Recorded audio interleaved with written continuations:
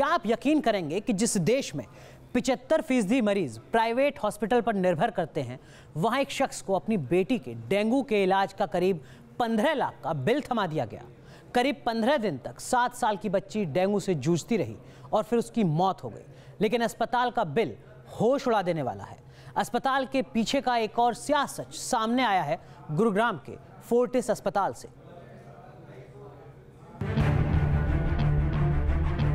अब जब मैं वो सब चीज़ सोचता हूँ तो मैं सोचता हूँ कि क्या उन्होंने जो 14 दिन किया वो सही किया था कि गलत किया था।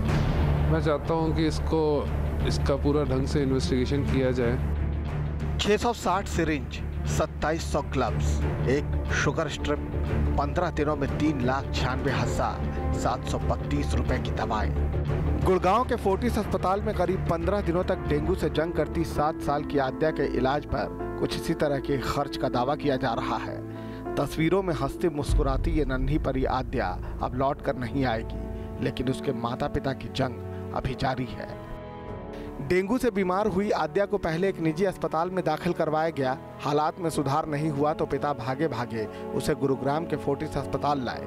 बच्ची की हालत गंभीर थी, इसलिए उसे आईसीयू में रखा गया और अब पिता का आरोप है कि बच्ची का तभी ब्रेन डेड हो चुका था, लेकिन बिल बढ़ाने में जुटा अस्पताल एमआरआई के बगैर इलाज करता रहा। डॉक्टरों ने जो उसका ट्रीटमेंट स्टार्ट किया, आईसीयू में बच्चे को रखा इतने दिन, लेकिन बच्चे का ब्रेन जो है बहुत शुरू में ही डैमेज हो चुका था, जिसे डॉक्टरों ने जानबूझ के टेस्ट नहीं किया और उन्होंने 10-15 दिन, हफ्ता भर 10 दिन जो है उन्होंने इसको ट्रीटमेंट को अपने जारी रखा, जबकि उनको पता था कि उसका ब्रेन डेड हो चुका है। आरोप है कि ब्रेन डेड बच्ची आईसीयू में भर्ती थी और रोज बिल पर बिल भेजे जाते रहे। परिवार का कहना है कि इसके बाद अस्पताल प्रशासन ने एमआरआई कराकर उन्हें 16 लाख का बिल थमा दिया।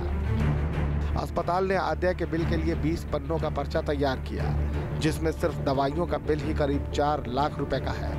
आरोप लगाए जा रहे हैं कि दवा की एक स्ट्रिप का चार्ज 7 गुना ज्यादा वसूला गया। इसके बाद अस्पताल ने 15 से 20 लाख के प्रोसीजर वाला फुल बॉडी प्लाज्मा ट्रांसप्लांट का सुझाव दिया। ट्रांसप्लांट के लिए राजी नहीं होने पर पेशेंट को छुट्टी देने से इनकार कर दिया गया। यहाँ तक कि अस्पताल ने एम्बुलेंस भी मुहैया नहीं करवाई। जब मैंने उनको बोल दिया कि हम ले जाएंगे, तो मेरे को जिस तरीके से ट्रीट किया कि अब इससे कोई पैसा नहीं मिलने वाला है, तो उन्होंने सब कुछ छोड़ दिया। कोई हमें असिस्ट करने वाला नहीं, कोई हेल्प करने वाला नहीं। मेरे को बिलिंग में 8 घंटे का टाइम लगा और सारी बिलिंग कराने के बाद वो हमसे कहते हैं कि फिर से जाके आप गाउन का पेमेंट करके आइए, तब आपको हम ये करेंगे। फिर एम्बुलेंस नहीं प्रोवाइड करना, मतलब उनकी तरफ से। उसके बाद, उससे पहले उनके पास सारी टीम अवेलेबल थी, लेकिन उसके बाद उनका कोई बंदा अवेलेबल नहीं था। इस दिल दहला देने वाली खबर के मीडिया में आने के बाद स्वास्थ्य मंत्रालय ने भी सख्त तेवर दिखाए हैं और अस्पताल से इस पूरी घटना पर रिपोर्ट मांगी है। ये बहुत ही दुर्भाग्यपूर्ण घटना है और इस घटना को सरकार ने बहुत संज्ञान लिया है। मैंने हॉस्पिटल अथॉरिटीज़ को इससे की उनकी पूछताछ की है और मैंने उनको कहा है कि आप एक डिटेल्ड रिपोर्ट भारत सरकार स्वास्थ्य मंत्रालय को भेजें। फोर्टिस का कहना है कि इस मामले में अस्पताल ने सभी नियमों का पालन किया है। अब सरकार अपनी जांच भी कर रही है, लेकिन एक सवाल है जो इससे कहीं ज़्यादा बड़ा है, वो ये कि दिन ब दिन महंगे और संवेदनहीन होते अस्पतालों का इलाज क्या है। पूरे मामले में स्वास्थ्य मंत्रालय ने अस्पताल से एक डिटेल रिपोर्ट तलब की है। वहीं दूसरी तरफ बच्ची के परिवार का कहना है कि पूरे मामले में एक जांच होनी चाहिए, ताकि फिर किसी परिवार के साथ ऐसा न हो, फिर किसी परिवार की खुशियां इस तरह से ना छीने। वीडियो जर्नलिस्ट जगदीश चंद के साथ रिजवान आरिफ, न्यूज़ नेशन, गुरुग्राम। तो जरा सोचिए, डेंगू के इलाज का बिल 16 लाख रुपए। देश में मानो स्वास्थ्य सेवाएं ही आईसीयू में चली गई हैं और ये कितनी गंभीर बात है, इसका अंदाज़ा आप इन आंकड़ों से लगाइए, जिससे समझ में आती है कि स्थिति लगातार बिगड़ती जा रही है। इंस्टीट्यूट फॉर स्टडीज़ एंड इडियट्रिक्स डेवलपमेंट के प्रोफेसर की स्टडी है, जिसके मुताबिक देश में पिछले 10 साल में लगभग 5.5 करोड़ लोग निजी स्वास्थ्य पर खर्च के कारण गरीबी रेखा के नीचे गए हैं। 5.5 करोड़ लोग, आप समझ सकते हैं कि कितनी भयावह स्थिति है इस देश में महंगे इलाज की। देश की 60% आबादी ऐसी है जिसको इलाज के लिए अपनी कमाई से कई गुना ज़्यादा खर्च करना पड़ता है। ये उसकी मजबूरी है। देश की 60% आबादी की 80% भारतीय ऐसे हैं जिनका कोई स्वास्थ्य बीमा नहीं है। जागरूकता का अभाव है, लेकिन सीधा मतलब ये कि इलाज का खर्चा आपको खुद चुकाना है अपनी जेब से। और इसका प्रभाव क्या पड़ता है ये भी ज़रा समझ लीजिए। 86% ग्रामीण ऐसे हैं जिनका स्वास्थ्य योजना के तहत जिनको कवर ही नहीं किया गया है। इस देश में जो ग्रामीण आबादी का देश है, 82% शहरी ऐसी आबादी है जो स्वास्थ्य योजना के तहत कवर नहीं की जाती है। विकल्प बचता है महंगे अस्पताल। स्थिति देखिए, 25% ग्रामीण कर्ज लेते हैं तब जाकर अस्पताल का बिल चुकाते हैं और 18% शहरी आबादी है जो कर्ज लेकर महंगे इलाज का भुगतान करती है। पुअर पेशेंट्स अफोर्ड नहीं करेंगे। पुअर पेशेंट्स का खर्चा, ऐसे पेशेंट्स का खर्चा सरकार को देना चाहिए। वो सारे पुअर पेशेंट्स जिसको सरकार इलाज नहीं कर सकती है, उनके पास बेड नहीं है, उसका खर्चा सरकार को देना चाहिए। और सरकार फिर अस्पताल के साथ में मिलकर डिसाइड करे कि मैं कितना खर्चा दूंगी, वो मापदंड हो जाएगा ऐसे लोगों के लिए। तो बुनियादी बात यही कि क्या सबको बेहतर स्वास्थ्य सेवाएं मिल सकती हैं। यूनिवर्सल हेल्थ कवरेज की बात लंबे समय से हो रही है। अगर एक और जहां हिंदुस्तान को कर्ज लेकर अपने मेडिकल बिल का भुगतान करना पड़ रहा है, तो इसकी सबसे बड़ी वजह है सरकारी अस्पतालों की बदहाली, जिसकी वजह से लोग प्राइवेट हॉस्पिटल का रुख करने को मजबूर हैं। और इन प्राइवेट अस्पतालों में इलाज कितना महंगा है आप खुद देख लीजिए ज़रा। मतलब अगर मामूली इन्फेक्शन पर सरकारी अस्पताल में महज 3007 रुपये खर्च होते हैं, वहीं प्राइवेट अस्पताल में 11,810 ये इन्फेक्शन का इलाज है। अगर आपको ब्लड से जुड़ी कोई बीमारी है तो 4,007 रुपये देने थे। वहीं दूसरी तरफ 17,000 निजी अस्पताल में। न्यूरो से जुड़ी कोई बीमारी है तो सरकारी अस्पताल में 7,000, जबकि प्राइवेट अस्पताल में 34,000 रुपये से ज़्यादा। वहीं दूसरी तरफ ये अनुमान भर हैं और इस तरीके के दावे हैं लगातार। चलिए आगे बढ़ते हैं और बात करते हैं राजनीति की। राजनीति में शब्दों की गर्मा तो मानो बस किताबी बातें रह गई, जिन्हें तोड़ना हर नेता अपना अधिकार समझता है। अब बिहार भारतीय जनता पार्टी के अध्यक्ष नित्यानंद राय ने एक ऐसा ही बयान दिया तो हंगामा खड़ा हो गया। नित्यानंद अब सफाई दे रहे हैं, लेकिन उनकी जुबान से निकले शब्दों के शोले सियासत को अब भी गरमा रहे हैं।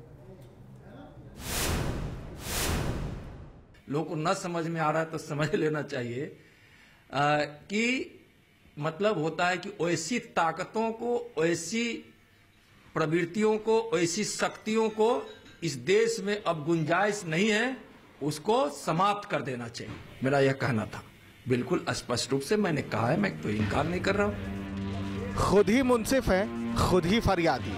सियासत की अदालत में अपना फैसला खुद ही सुनाते ये बिहार बीजेपी के अध्यक्ष नित्यानंद राय हैं। जनाब जिस बात का मतलब समझा रहे हैं, पहले वो सुन लीजिए।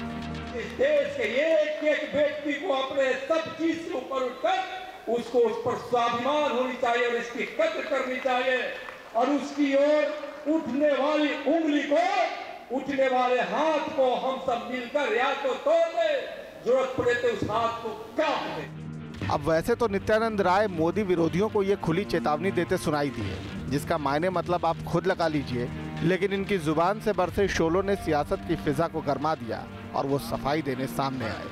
ये अलग बात है कि अंदाजे सफाई में नेताजी की दबंगई कम नहीं हुई। हमारे प्रधानमंत्री पर उंगली उठाने का मतलब है कि गरीब पर उंगली उठाना और देश पर उंगली उठाना, देश के स्वाभिमान पर उठाना।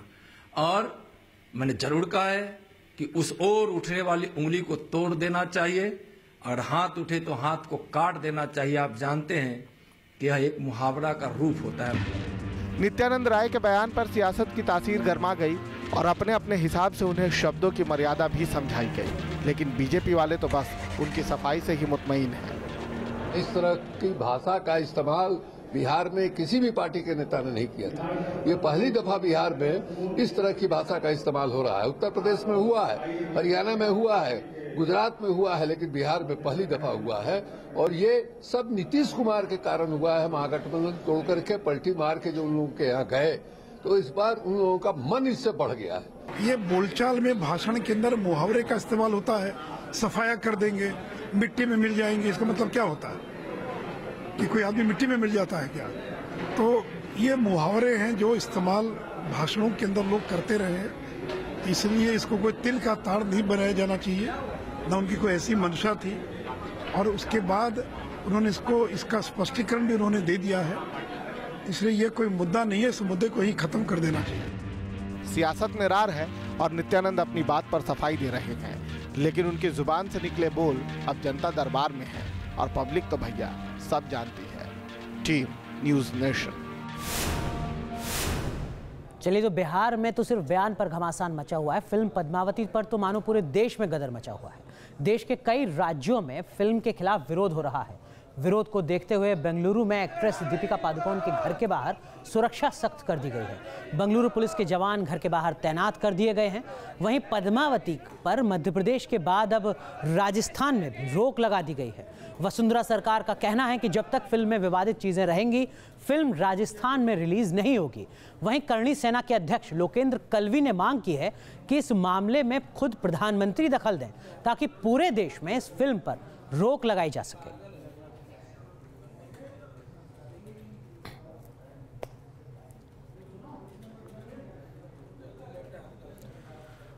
तो मध्य प्रदेश और राजस्थान के बाद अब बात करते हैं उत्तर प्रदेश सरकार की। फिल्म पद्मावती के खिलाफ सबसे पहले उत्तर प्रदेश सरकार ने केंद्र सरकार को लेटर लिखा है। वहीं योगी आदित्यनाथ का कहना है कि जन भावनाओं से खिलवाड़ नहीं होनी चाहिए। अगर धमकी देने वाले दोषी हैं तो फिल्म के डायरेक्टर संजय लीला भंसाली भी कम दोषी नहीं है। कानून को हाथ में लेने का अधिकार किसी को भी नहीं है, चाहे वो संजय लाली भंसाली हो या कोई और हो। और मुझे लगता है कि अगर धमकी देने वाले दोषी हैं तो ये भंसाली भी कम दोषी नहीं है। जो जनभावनाओं के साथ खिलवाड़ करने के आदी बन चुके हैं, कार्रवाई होगी तो दोनों पक्षों पर समान रूप से होगी। और मुझे लगता है कि एक दूसरे के प्रति अच्छे विचार और अच्छे भाव सभी लोग रखेंगे तो सौहार्द की स्थापना होगी। चलिए आगे बढ़ते हैं। दिल्ली के बिंदापुर इलाके में पंजाब से भागे 6 बदमाशों को पकड़ने के लिए पंजाब पुलिस ने दिल्ली पुलिस के साथ मिलकर जॉइंट ऑपरेशन किया, जिसमें 5 बदमाश पकड़े गए जबकि 1 बदमाश फरार हो गया। बदमाशों के पास से कई हथियार और गोला बारूद भी बरामद किया गया है। वक्त दोपहर 12 बजे, जगह बिंदापुर दिल्ली। राजधानी का ये इलाका गोलियों की आवाज से गूंज उठा, हड़कंप मच गया। लोग घरों से बाहर निकल आए। यहाँ एनकाउंटर चल रहा था। एक तरफ दिल्ली और पंजाब पुलिस की ज्वाइंट टीम के जवान थे, जबकि दूसरी ओर खतरनाक बदमाश। दरअसल पुलिस को सुराग मिला था कि इस इलाके में पंजाब से भागे 6 बदमाश छिपे हुए हैं। सीसीटीवी फुटेज में एक बदमाश को जाते हुए देखा जा सकता है। खबर मिलने पर पंजाब पुलिस की टीम ने दिल्ली पुलिस के साथ मिलकर यहाँ धावा बोल दिया।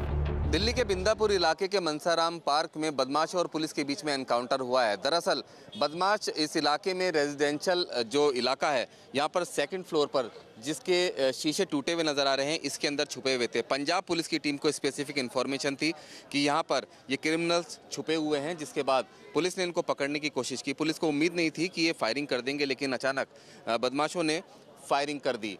आप देख सकते हैं कि गोलियों के निशान दीवार पर दिख रहे हैं, शीशे टूटे हुए हैं। जिसके बाद फिर जो पुलिस की टीम थी उसने बदमाशों को पकड़ने की कोशिश की। उसके बाद ये बदमाश यहाँ पीछे का जो इलाका है, यहाँ पर आप देख सकते हैं कि पेड़ के पास ही पर्दा, जो ग्रिल से पर्दा लटका हुआ है, इस पर्दे के सहारे बदमाशों ने इस पेड़ से के जरिए उतरने की कोशिश की, फायरिंग करते हुए।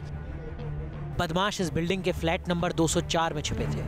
पुलिस ने जैसे ही फ्लैट का दरवाजा खटखटाया, बदमाशों ने फायरिंग शुरू कर दी। करीब 15 मिनट तक दोनों तरफ से 25 से 30 राउंड की फायरिंग हुई।